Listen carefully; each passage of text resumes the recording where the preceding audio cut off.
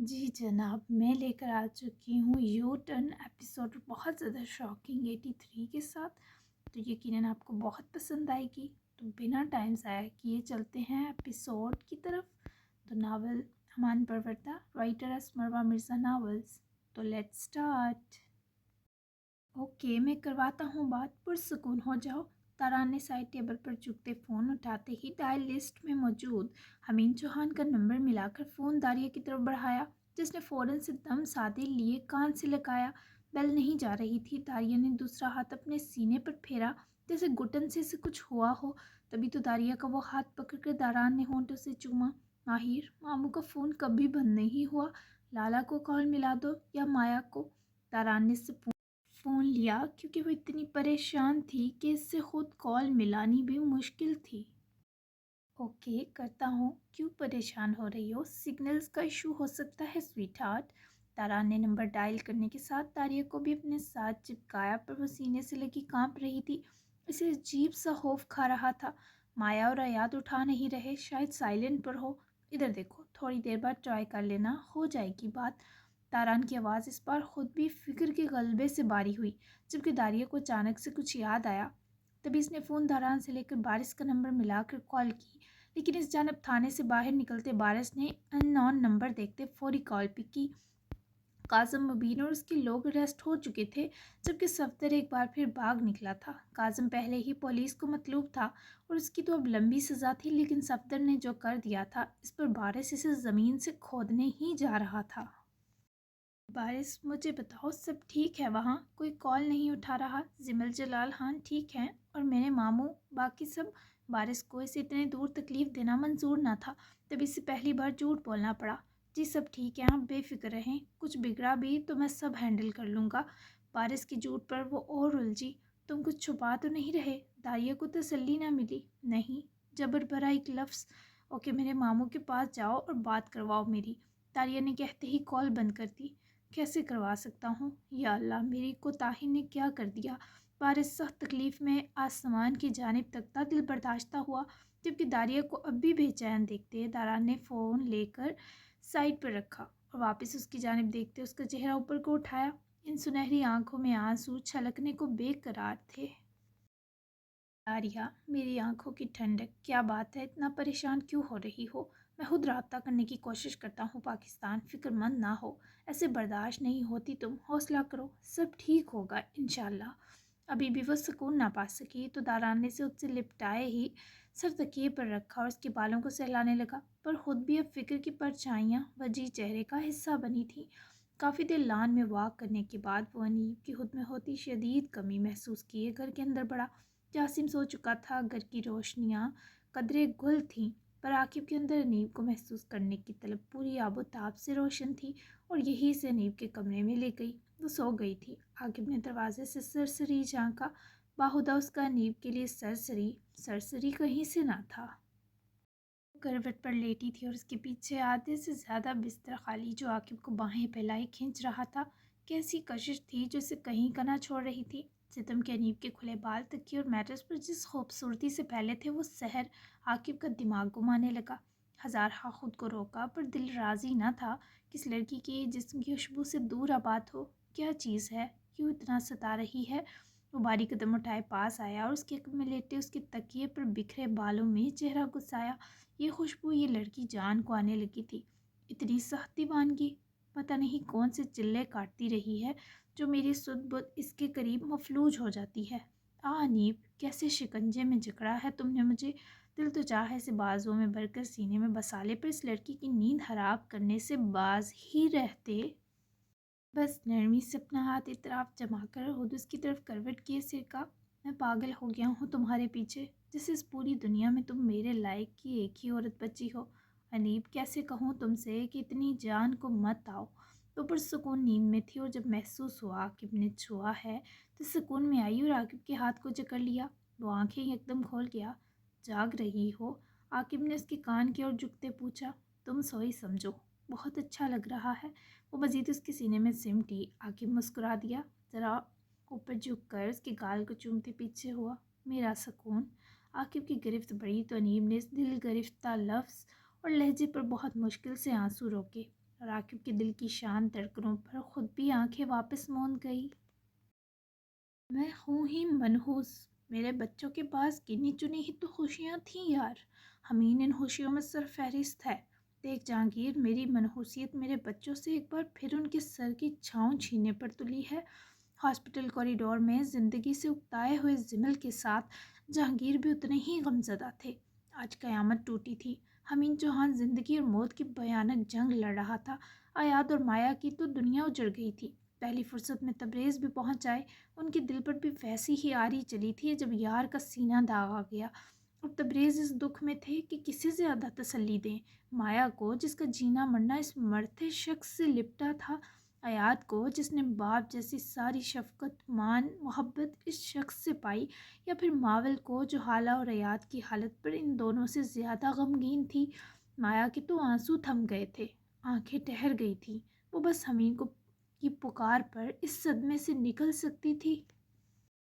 جبکہ زمل کو کسی نے دھکے نہ دیے، نہ الزام دیا، پر وہ جانتا تھا اسی کے سبب ہمین پر یہ ظلم ٹوٹا ہے۔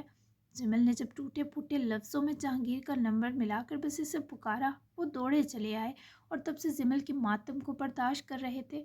ایسا مت بول، حادثہ تھا، جہانگیر نے کئی بار کی دہرائی بانڈی تسلی دی، پر زمل کو اپنے وجود سے اس لمحہ گن آ رہی تھی۔ میں نے اس حادثے کی پرورش کی، میں نے جو دعا مانگی تھی کہ بچوں کی معافی سے پہلے نہ مروں، یہ دعا ہی ہمین کو کاٹ گئی۔ کسی کو تو میرے حصے کی اذیت جھیلنی تھی، پر باخدا یہ نہ ہوا ہوتا یار، وہ ہمین نہ ہوتا، میں تو اس مقدس شخص کے پیروں کی حاک بھی نہیں۔ یہ گلٹ بہت بڑا ہے، داریا کو غلاظت سے بھری اس جگہ، اس کوٹھے بیچنے سے بھی بڑا، کہ میرے حصے کی موت نے میرے ہی مسیحا، میرے ہی بچوں کے رکھوالے کو کھا لیا۔ بول جہانگیر، اگر اسے کچھ ہوا تو زمل کتنے لوگوں کا قاتل بن جائے گا، بول نہ جہانگیر۔ مجھ پر ترس سے بری نظر نہ ڈال یار، مجھ پر لعنت بیچ۔ زمل کا درد اس کو نگل رہا تھا، وہ مر رہا تھا، پر ستم کی جہانگیر کے پاس آج پہلی بار کوئی تسلی نہ بچی تھی۔ وہی مایا کی سوجی ہوئی آنکھیں شیشے کے پار سے دکھائی دیتے ہمین پر جمی تھی، لگ رہا تھا اس کی سانسوں کی ڈور اس اندر موت کے منہ میں پڑے شخص کے ہلتے سینے سے جڑی تھی۔ کس نے کہا تھا اتنا اچھا بننے کے لیے آپ کو ہمین؟ لگوا لی نا نظر، کیسے آپ کو آپ کی مایا کے ہوتے اتنی تکلیف چھو گئی؟ میں کیسے نہ مری؟ میں کیوں جی رہی ہوں اب تک، جب آپ سے آپ کی سانسیں لمحہ بلمحہ چھن رہی ہیں؟ یہ دیکھنا بہت مشکل ہے۔ اللہ، ہمین، آپ کے سوا مجھے کون سمجھ سکتا ہے؟ مجھے لگتا ہے میں کبھی بول نہیں پاؤں گی، کچھ دیکھ نہیں پاؤں گی، کچھ سن نہیں پاؤں گی اگر آپ کو کچھ ہوا۔ مجھے جینا ہے آپ کے ساتھ، میں اتنی مختصر جینے کے لیے تھوڑا بنی تھی۔ ایسے نہیں کرے میرے ساتھ۔ آنسو گر کر اس کی گالوں کو بھگونے لگے، پر اس سے سسکنے یا چیخنے نہ ہو پایا، کیونکہ وہ اس کرب میں تھی کہ ہلتی بھی تو دماغ کی کوئی نس پھٹ جاتی۔ میں نے کتنی دعائیں پھونکی آپ پر، حفاظت کے حصار باندھے، پر پھر بھی آپ کو تکلیف سے نہیں بچا سکی۔ کتنی بیکار ہے نا مایا اور اس کی دعائیں۔ سن لیں، مجھے اکیلا چھوڑنے کی کوشش بھی مت کریے گا، مجھے بھی ساتھ لے جائیے پلیز۔ آپ جیسا کوئی نہیں ہے، نہ کبھی پھر مجھ جیسی کسی کی قسمت روشن ہوگی، تو اتنی جلدی کہانی ختم مت کریں۔ میں نہیں مرنا چاہتی، میں نے ابھی آپ کی بہت محبت دیکھنی ہے، اس دنیا کی بھی اور دوسری دنیا کی بھی۔ آپ کو بہت تنگ کرنا ہے، میرے ارمان ادھورے ہیں ہمین، میرا دامن بھرا نہیں ہے ابھی۔ آئی نیڈ یو، آخری سانس تک میرے ساتھ رہیں۔ وہ بالکل ریزہ تھی، جسے ہوا کا جھونکا بھی آیا تو مایا کے ریشے ریشے بکھیر دے گا۔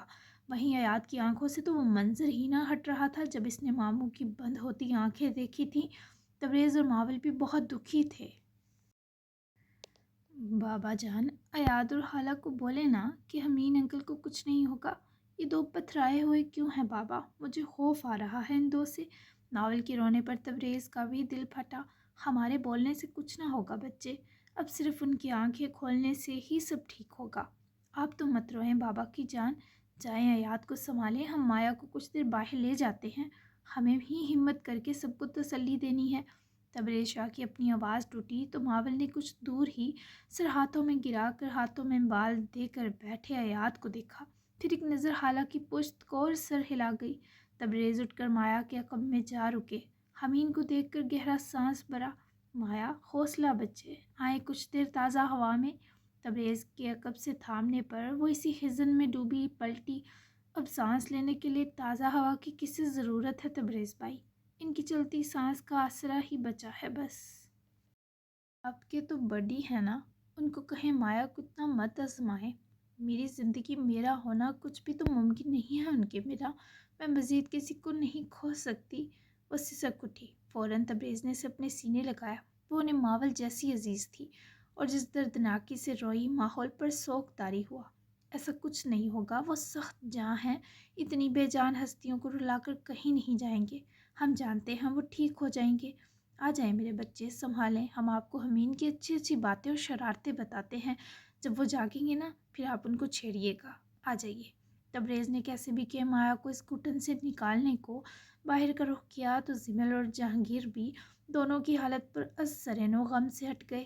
ماول بہت ڈر رہی تھی کہ کہیں اس کے چھونے سے وہ ضبط کا پیک کر اپنا صبر کھو نہ دے، تبھی اس کے قدموں میں بیٹھی۔ حیات، وہ ٹھیک ہو جائیں گے، یو آر اسٹرانگ نا۔ ماول نے اس کا چہرہ دیکھنا چاہا پر وہ جھٹک گیا۔ وہ خود سے بھی چھپ رہا تھا کیونکہ اس کی دنیا اندھیر تھی اس وقت۔ آئی نو وہ کتنے پیارے ہیں، ان کو دیکھ کر ہی دل چاہتا ہے انسان اپنی سب سے پیاری مسکراہٹ ان پر وار دے۔ آپ کے لیے تو وہ سب ہیں، میں آپ کی اس تکلیف کو سب سے زیادہ اچھے سے سمجھ سکتی ہوں، سو مجھ سے مت چھپیں، میں تو ماول ہوں، میں تو آپ کی ہمت ہوں، پلیز لک ایٹ می۔ اس کے چہرے کو پیار سے اٹھانے لگی تو وہاں کے سچ میں ایسے حزن کا مسکن تھی جو رونے، چیخنے اور تڑپنے کی انتہا ہوا کرتا ہے۔ وہ صرف ماموں نہیں ہے، وہ ماں ہے ہماری ماول، ایک نہیں دو ماؤں کے برابر۔ اور ماں مر جائے یا ماں کوئی خراش آئے، ان دونوں کیفیات میں زیادہ فرق نہیں ہوتا، جان نکل جاتی ہے اولاد کی۔ خدا نہ کرے داریہ تک ان کی اس حالت کی خبر جائے، ابھی وہ نہیں سہ سکتی یہ۔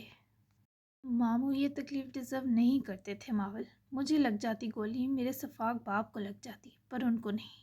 حادثہ ہی ہونا تھا نا تو کسی اور کے ساتھ ہو جاتا، پر ماول جانتی تھی وہ صدمے میں ہے، پر آنکھیں بڑھنے سے خود کو روک نہ سکی اور اٹھ کر ساتھ ہی بیٹھی۔ آپ کو لگ جاتی تو میرا کیا ہوتا، آپ کے بابا کو لگ جاتی تو معافی کا کیا ہوتا۔ ماول رونے پر قابو نہ پا سکی۔ ان کو لگ گئی گولی، ہم سب کا کیا ہوگا؟ حیات کے سوال نے ماول سے قوت گویائی چھین لی۔ اگر میرے ماموں کو کچھ ہوا تو میں زمل جلال خان کا دل ان کے سینے سے نکال لوں گا۔ حیات کی نفرت دگنی ہوئی جبکہ کچھ ہی فاصلے پر کھڑا زمل دل خراش مسکرایا اور ساتھ کھڑے جہانگیر کو یوں دیکھا جیسے کہہ رہا ہو، دیکھ یار، سب غارت ہو گیا، یہ کہہ کر ہی نکال لیا تم نے حیات خان میرے سینے سے دھڑکتا دل۔ لیکن میں تب تک یہیں ہوں جب تک یہ ہوش میں نہیں آتا۔ ڈاکٹرز کو کہتے جہانگیر خون لینا ہو یا بھلے میرا دل نکالنے پر میرے بچوں کے محافظ کو بچا لیں۔ زمل کی مردہ آواز پر ماول اور حیات دونوں اپنی جگہ سے اٹھے۔ اپنا خون اور اپنا دل اپنے پاس رکھیں زمل جلال خان، میرے ماموں کو اللہ کسی کا محتاج نہیں کرے گا، آپ کا تو ہرگز نہیں۔ چلے جائیں یہاں سے، ہماری تکلیف پر جیسے ساری زندگی پتھرائے رہے ہیں نا، وہی بن جائیں پلیز جہانگیر انکل، ان کی شکل اس وقت مجھ سے برداشت نہیں۔ حیات نے بہت جبر سے یہ کہا اور منہ بھی موڑا، جبکہ اب زمل گر کر مر بھی جاتا تب بھی جہانگیر اسے ایک لمحہ رکنے نہ دیتے، تبھی زمل کی ایک نہ سنتے، ویسے بازو سے پکڑ کر قابو کرتے وہاں سے لے گئے، جبکہ حیات نے ماول کو بھی مزید کچھ نہ کہنے کی خاموش تنبیہ کر دی۔ گریول شرٹ لیس تھا، صرف سیاہ پتلون پہن رکھی تھی جبکہ اس کی دونوں ہاتھ زنجیروں سے دائیں بائیں بندھے تھے۔ گریول کے چوڑے سینے پر بے شمار جلے کے تازہ نشان اور کرس تھے اور کچھ فاصلے پر زمین پر دو زانوں بیٹھا رجال وہ چاقو نوکیلے فرش پر مار کر تیز کرتا ہوا کوئی پاگل لگ رہا تھا۔ بس کرو، میں مزید برداشت نہیں کر سکتا۔ گریول کے منہ سے پہلی التجا نکلی جب رجال کو چاقو لے کر قریب آتے دیکھا۔ تمہیں تم جیسی گندی سزا نہیں دے سکتا، لیکن تمہیں تم جیسی سفاک ہر سزا دوں گا۔ تمہارا یہ خوبصورت جسم بدنما لگ کر بہت سوٹ کر رہا ہے۔ رجال نے اس تیز چاقو کو لائٹر برنر جلا کر دہکانا شروع کیا۔ گریول کی آنکھوں کے آگے موت ناچ رہی تھی۔ نہیں، درد ہوتا ہے، جلن ہوتی ہے، مت کرو۔ رجال نے وہ انگارے کی طرح جلے چاقو کو ترچھے انداز میں جب گریول کے پیٹ پر پھیرا تو جلن اور تیزی کے سبب گریول کے جسم سے خون کی بوندیں پھوٹیں۔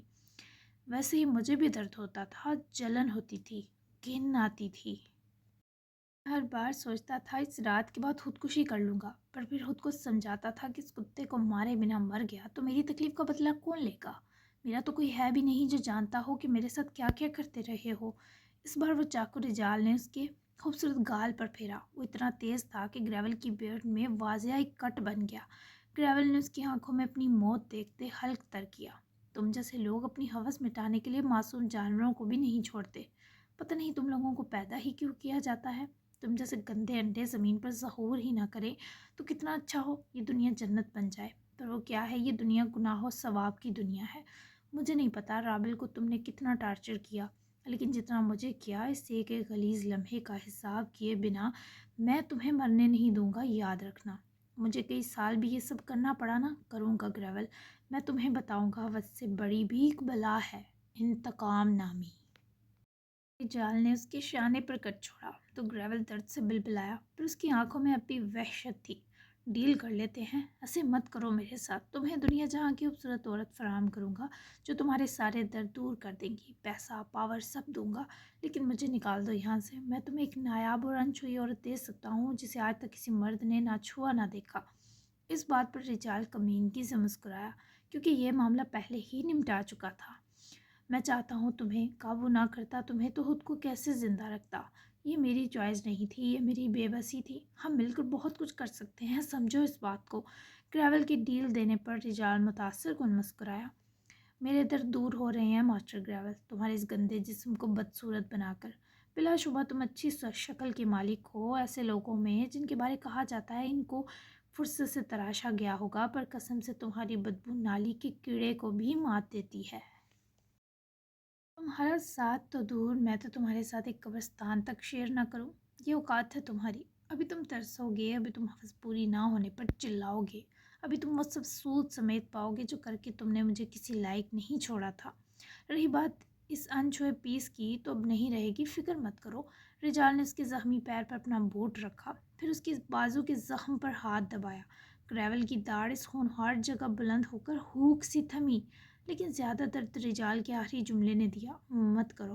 ग्रेवल से सांस लेना मुश्किल हुआ तो रिजाल कुछ पीछे हुआ कदम, इसके जख्मी जिस्म पर लज्जत बड़ी निगाह फेरे, मुस्कुराया जैसे यही देखने को मर रहा था।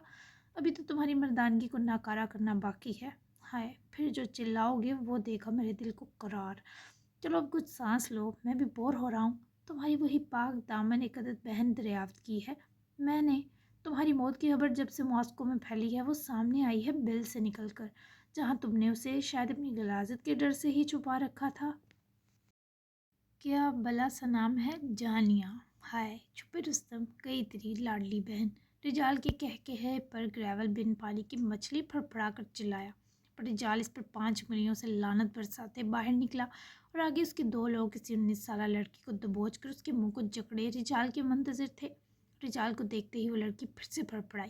रिजाल के इशारे पर वो 2 लोग इससे दूर हटे और हटने की देर थी कि जानिया लपक कर रिजाल का गिरेबान दबोच गई। तुम सबने झूठ बोलकर पूरे शहर को बेवकूफ़ बनाया, लेकिन मैं सबको बताऊंगी तुमने मॉस्को की डान को कैद कर रखा। मैं तुम सबको छोड़ूंगी नहीं। जानिया के लहजे की आग पर रिजाल ने लम्हा सर्व करते उसकी कमर दबोच कर खुद से लगाते उसकी सुरहंगारा आंखों में देखा। तो इधर से जाएगी तो किसी को बताने लायक रहेगी। इस कुत्ते मर्दार की हालाजत बहन होने पर सज़ा तेरी भी बनती है, क्योंकि इसने तुझे वक्त पड़ने पर किसी के आगे पेश करने के लिए ही अब तक संभाला था, और तू समझ वो मैं ही हूँ। तेरी पाक दामनी देखते हुए ही जायज़ रिश्ते का फ़ैसला किया। तैयारी करो मेरे शेरों, मेरे और इसके निकाह की। और हाँ, इसे हम मज़हब करना मत भूलना।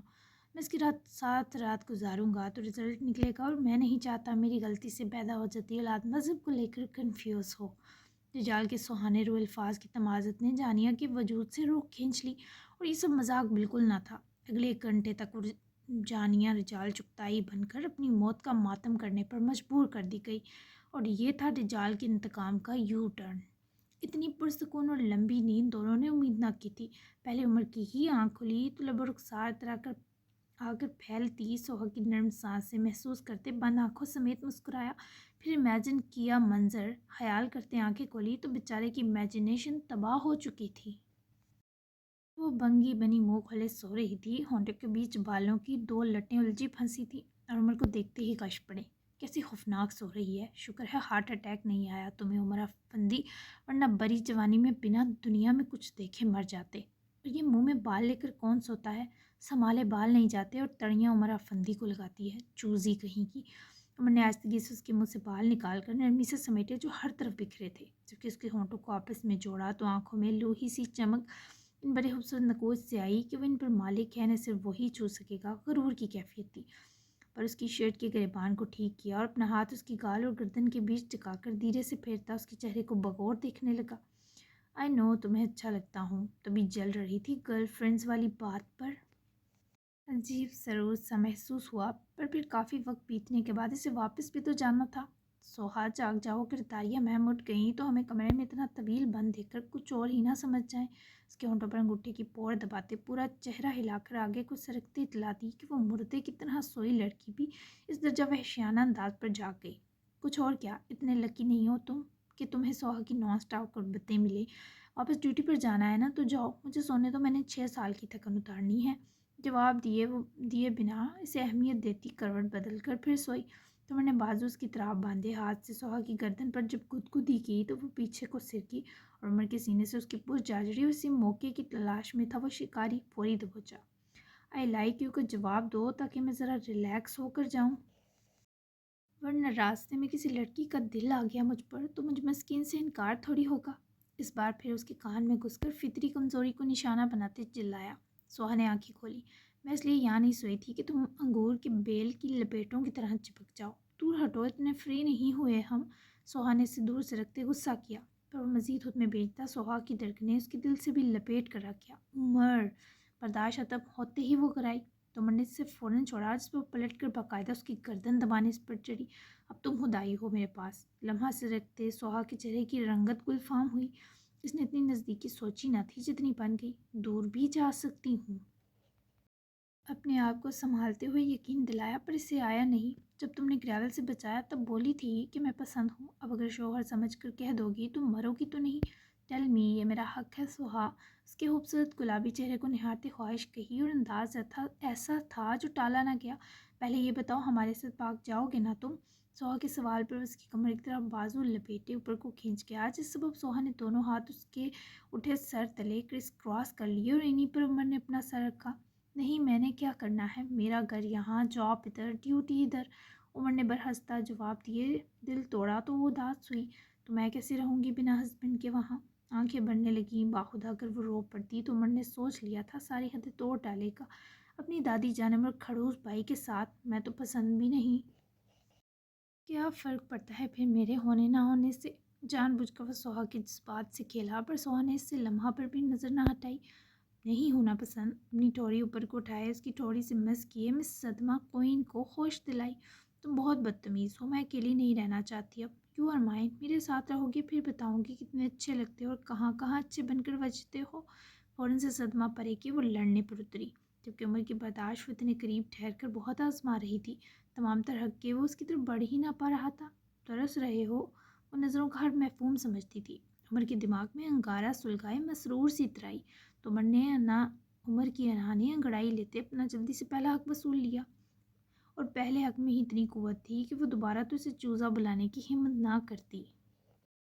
سر سے میرے دشمن، میں تو جو چاہوں گا کروں گا، تمہاری غلط فہمیاں بھی تو دور کرنی ہے نا۔ نان رومانٹک ہوں، چوزا ہوں اور ناکارہ ہسبینڈ ہوں، قابل کی پر استحقاق شکنجے کی آگ سہتے حد و حال میں گلتی سرخی اور سوہا کے خوف کے وہ محظوظ نگاہ میں لیتے اس کے چہرے سے لگ کر بولا کہ وہ سانس روک کر رہ گئی۔ اس کی گردن میں چھپ کر رکا سانس خارج کیا، جس کی تپش عمر کے ہونٹوں پر تہلکا حیض رومانیت بھرا تبسم جگا گئی۔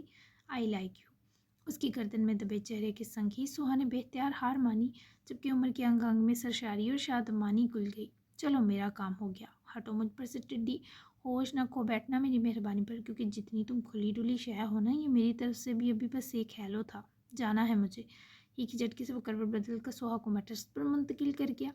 وہ کچھ نہ بولی، فوراً سے پاس پڑا تکیہ اٹھا کر مسکاتی منہ پر دبا گئی، کیونکہ سوہا میڈم کو شرمیں آ رہی تھیں۔ منہ چھپا کر فائدہ نہیں ہوگا، تم سرتا پیر آفت ہو۔ بائے چوزی، اس کے اوپر جھک کر مانی ہے سرگوشی کی، اس سے پہلے اب سوہا سے پٹتا فوراً دم دبا کر بھاگ نکلا، جبکہ سوہا تکیہ پیچھے کو رکھتی ہنس کر سر واپس گرائے۔ کچھ دیر پہلے میسر آئے خوبصورت لمس سے پاگل ہونے لگی۔ پورا وجود لپیٹ لیا تھا۔ اس پیش رفت نے، اس جائز غربت نے، اس حلوت و حلاوت کے منہ زور نشے نے۔ جب عمر کمرے سے نکلا تو داران بھی واپسی کے لیے ہی نکل رہا تھا، تو دونوں پھر ساتھ ہی روانہ ہوئے۔ جبکہ کی ایک داران کے پاس تھی تو گھر کے باہر سے ہی لاک کر گیا۔ داریا اور سہاگ کے لیے اس نے ڈنر آرڈر کر کے کچن میں رکھوا دیا تاکہ دونوں جب اٹھیں تو گرم کر کے کھا لیں۔ داری ہے کیسی لگی؟ دھماکے دار، ایموشنل، ایپی، شاک کون ہوا جانیے کی انٹری پر۔ یہ بس ایک مختصر ساتھ ہے تو کوئی سیریس نہ ہو۔ جبکہ گریول کی سزا دیکھ کر مزہ آیا؟ جی مجھے پتا ہے سیڈنس پھیلاتی ہے امین کے سبب، پر خوبصورتی قریب ہے۔ ویڈیو کو بتائیں مجھے یہ زیادہ بہتر ہے یا کل والی زیادہ اچھی تھی؟ چینل لازمی سبسکرائب کریں اور بیسٹ سین اور ڈائلاگ بھی ضرور بتائیے گا۔ تو ملتے ہیں اب 84 ایپیسوڈ میں، تب تک کے لیے اللہ حافظ۔ اچھے ریویوز کرنا مت بھولیے گا۔